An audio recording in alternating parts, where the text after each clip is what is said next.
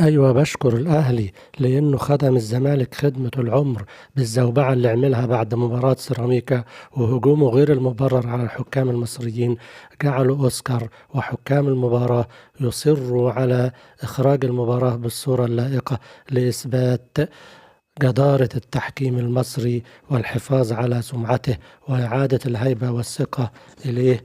وجعلوا أوسكار يعين لأول مرة 3 حكام للفار، وشفنا قرارهم كان مصيري في احتساب هدف بزيرة الصحيح 100%، وكان ممكن حكام تانيين يلعبوا في النقاط زي ما حصل قبل كده ويرسموا الخطوط غلط ويطلعوا تسلل. فشكرا للأهلي وشكرا لأوسكار، وقراره بتعيين 3 حكام للفار دي كان ضربة معلم.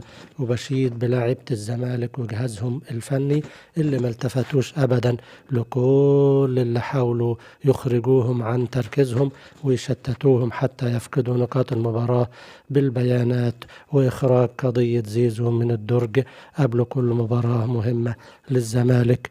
كذلك الإشاعات اللي طلعت عن إصابة الشيبي وإصابة زلاكا وإنهم مش هيلعبوا المباراة، كل ده ما أثرش في لاعيبة الزمالك وجهازهم الفني الرجالة الفرسان الأبطال، ونزلوا مصممين على تحقيق الفوز وحصد النقاط الثلاث وإسعاد جماهيرهم. إن شاء الله عندكم مباراة مصيرية أمام إنبي، ندرس إنبي كويس ونحاول نستفيد من هزيمة الدور الأول ونفوز بالمباراة لنقترب أكثر من الفوز بالدوري.